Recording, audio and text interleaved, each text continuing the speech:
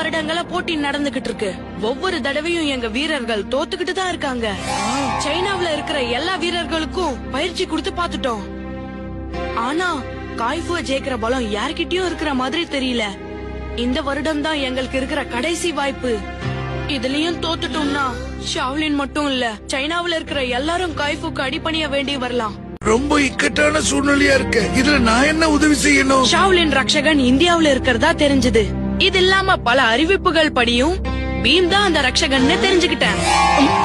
Bima Shaolin டெம்பிளுக்கு கூட்டிட்டு போகிறதுக்கு எனக்கு உங்களோட அனுமதி தேவை அரசே.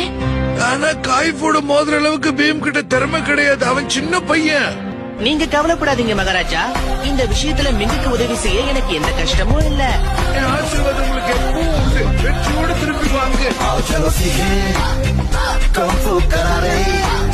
दुश्मन को मारे किक हम है